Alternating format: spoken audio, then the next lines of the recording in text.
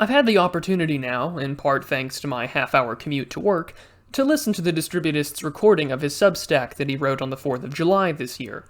His writing, or the audio recording in my case, was an interesting proposition for Red America to take on, along with several other ideas and observations worth noting.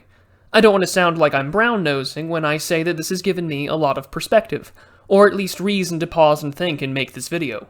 Hell, that's one of the main reasons I subscribed to him in the first place. So as I start to give some of my thoughts and observations on his ideas, I do apologize if this seems a little disorganized or disorientating, but there's a lot on my mind that I'd like to get out. But ever since I've started commenting and making videos and finally deciding to contribute after years of listening to political commentary online, one of the early things that I had reservations with, whether I did a stream with someone or had a video put up, was to see that I had always thought was this pessimistic blue state defeatism that came from the Distributist's comments. I mean no disrespect, but at least my perspective has changed on this since November of last year during the election. Prior to that, I had always thought, if only Dave could see some of the places in Middle America, some of the places not yet ruined by the destructive entropic force of progressivism, that it would be worth fighting for and preserving in traditional methods of political activism. But as I've come to realize, something in which has led me to understand Dave's point of view, is that all a red stater has to do in America is look at his blue state neighbors and realize that he is anywhere from 5 to 10 years behind. And this is coming from someone who used to write these long treatises on his real-life social media about the United States on the 4th of July and what it stands for, even as it becomes less and less homogenous. So with all that being said, what is America now in 2021, either on Independence Day or on any other day of the year? It is certainly two countries, drawn primarily along racial and political lines, but by the very nature, exit no longer has been an option in this country, at least since the end of the 1860s. It should be telling that a physical divorce won't be on the horizon anytime soon, at least if we still possess such a limited political energy or animating spirit to do so. But does that not mean we're unable to do anything at all? Are we simply hopeless to simply wallow and wait for the eventual, inevitable decline and collapse? Most certainly not, as the common advice I think virtually everyone has been saying in our circles that has a modicum of agreement has always been to focus on the immediate duties that you have in front of you. Livelihood, family, faith, your well-being, but I also think that that should include your duty to your immediate community. If you have the luxury these days of living in a high-trust neighborhood or community, use it to your fullest advantage to foster a community that wouldn't hesitate to help a neighbor out if something were to happen. I think a point that often gets missed when we talk about being passive is that, at least in my limited but growing perspective, is that you shouldn't openly counter-signal to your opponents that you are their enemy. Considering what has happened to the protesters on January 6th, wherein protesters are using their last resort of airing political grievances, were very well infiltrated, or at least had some nudging from the police and federal law enforcement that were on scene, and are now in prison for misdemeanor charges and aren't actually charged with insurrection. They rot away in prison, singing the national anthem, and can't even have access to exculpatory evidence in their favor, whereas the simplest things from their lawyers, like security camera footage, isn't accessible because of what the judge rules. So why would you make yourself a threat? Why make you and your children and family a target? For those of you who make content and live in the cities, or really anywhere in the country, why wouldn't you want to practice good OPSEC? You can't make a stream or a video wherein you're sitting there on camera in your living room with a long gun and being edgy for the sake of being edgy while showing your face. Bemoaning that in your eyes a peaceful way out isn't possible. Don't you think that you're asking for trouble in a time that where even the most right-leaning Americans acknowledge that they live in an occupied country, or at least have for some time? The desire to go back to a time like 1789, like Michael Anton wishes, isn't possible. Alex Jones riling up his audience and followers as he screams that 1776 will commence again in an unironic America, fuck yeah fashion, isn't going to happen anytime soon. The time for that is long since past, as for the last several decades, the American political will to action has been whittled down to one of the most ineffectual and quiet tools that doesn't technically work anymore: voting. Going back to that time isn't possible. Saying, all right, I'm out of here and washing your hands of this mess, and trying to make a community and act like it's 1955 isn't going to happen either. As Dave pointed out, you aren't heavy enough to stop the runaway trolley. And even if the most basic commentators like Jack Murphy have accurately pointed out, we are not the same men of those times either. So, Okay, a physical, hot, and combative divorce is most likely not possible. But does that not mean that the spiritual divorce that Dave talks about is possible? The biggest idea and takeaway from his piece, in my opinion, is the asking of Red America en masse, hypothetically, to reject the symbols, mythos, and icons that they hold so dear, announcing in unison that they are no longer America and they want reparations for red American blood spilled in blue America's wars, especially now when the United States is going through a very public and very global humiliation, to where, with a great degree of irony, the American flag is being lumped in with the gay pride flag, a travesty that the rainbow was taken away from Christian symbology, and the Black Lives Matter flag, and everything associated with modern progressivism. Such a concept I find to be an interesting thought experiment, but wouldn't the problem of strength that Dave then later described still be the primary issue here? Red America, or perhaps safely to generalize in the United States, the right, couldn't, or at least shouldn't pull this off until they are in a position of strength, reliably somewhat lessening their dependence on the blue state bugmen who tweet out that they make more wealth than the red states, that they are allegedly carrying out, and they are nothing more than a parasitic burden. While the argument made that Red America's adherence to the symbols and their desire for the old ways of doing things might have invited their zealous, sadistic opponents to start making everyone's life a living hell, the right had also brought this on themselves for allowing its leadership to no longer act in its interest, which I believe has done more damage than its symbology ever has.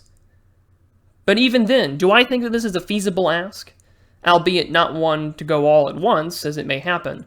Yet, many who grew up during the post-9/11 years will tell you that the disillusionment is over, that they are well aware of what has been the wool pulled over their eyes. However, even though I was a child at the time, I watched my father's place of work, the Pentagon, be attacked by unknown assailants, the truth which I believe remains hidden under a sea of black ink, and then seeing my president rally behind the flag and tell me that he hears us and that the whole world hears us. It's certainly hard to shake that developmental patriotism that I know myself, and Lord knows how many other millennials, Gen Xers, and boomers certainly feel. But maybe then the question should be asked, can our symbols be reclaimed? Could the very symbols of the United States that the right in America so closely adheres to in our own secular patriotic religion be something that could still be possessed? The argument could be made that the spiritual divorce that Dave talks about has already started, and it has been the left that has caused it. Filing for a speedy trial in divorce court with its woke sodomite symbology and claiming that this is what America looks like, as two descendants from foreign nationals are now sitting members of Congress? Then again, if the recent arguments against the United States abroad and even within reactionary circles are any indication, the American flag is just as synonymous with these progressive symbols. Perhaps then the latter half of the Distributist's analysis is correct, that it is a matter of strength, and that strength is something that the right clearly lacks in this country and in most places abroad in the Western liberal world, aside from the occasional holdout in Eastern Europe. A thing that I think is worth further exploring in a video or essay within its own right, but I digress. Yet, when I drive to work, I pass by a car dealership that waves a large American flag in its parking lot. You can see it from quite some distance away, and I always get this bittersweet knot in my stomach when I look at it. This flag once stood for something I could be proud of. It once had a meaning about its constitution, negative rights, liberty, and the rejection of the idea that a virtuous group of men, capable of their own self-determination, should be held under legal bondage to a king that wouldn't even allow proper representation or recourse within their own government. But what do I think now? It's a flag that gets burned, hated, touted as a racist symbol for what it used to represent, that its majority population, now below 60%, is responsible for this newly created original sin of the nation.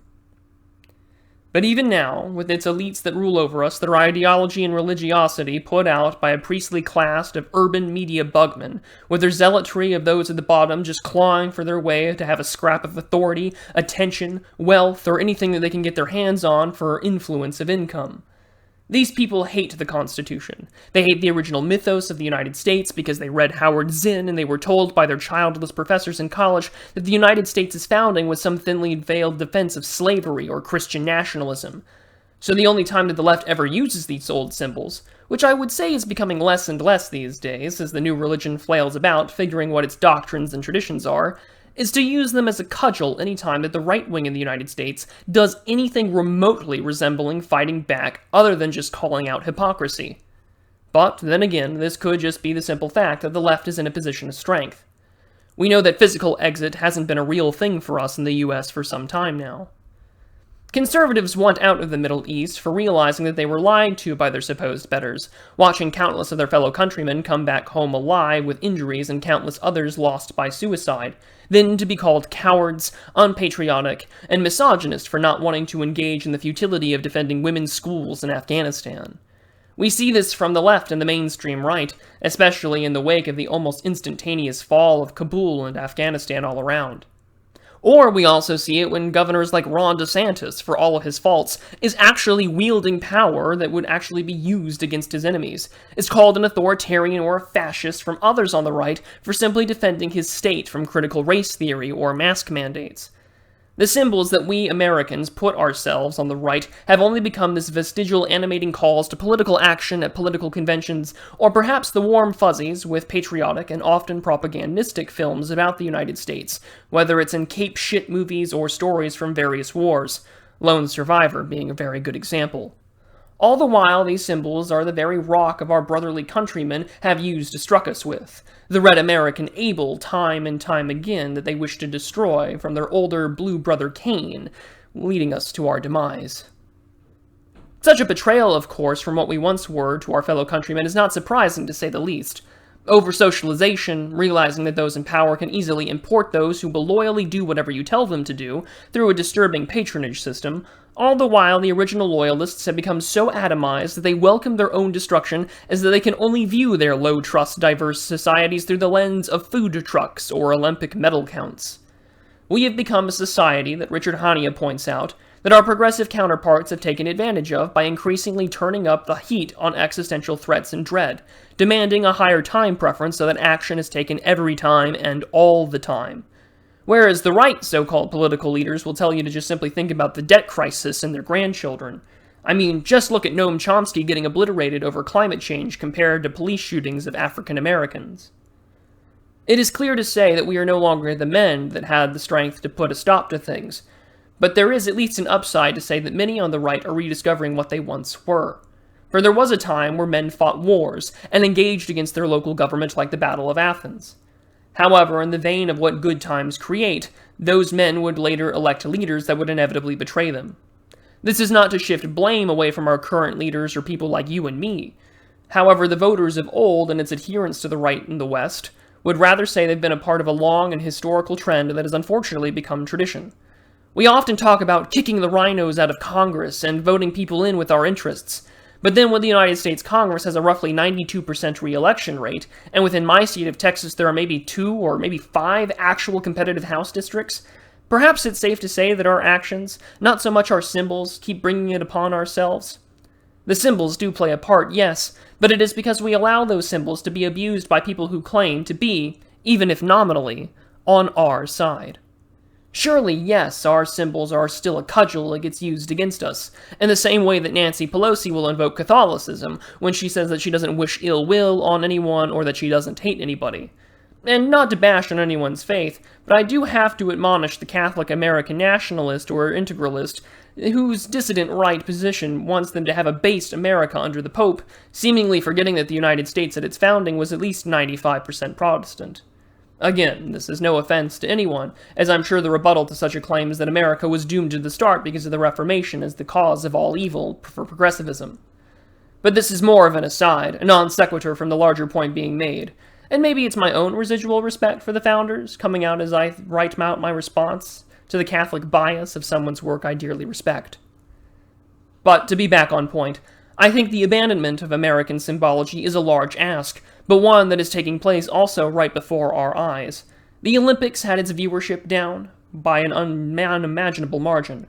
How many people went to social media to discuss in our circles their desire to see the woke Americans lose, or to hear about the grotesque shot putters twerk and talk about feminism after winning the silver medal, or, as my father would tell me time and time again at speech competitions, being the first loser?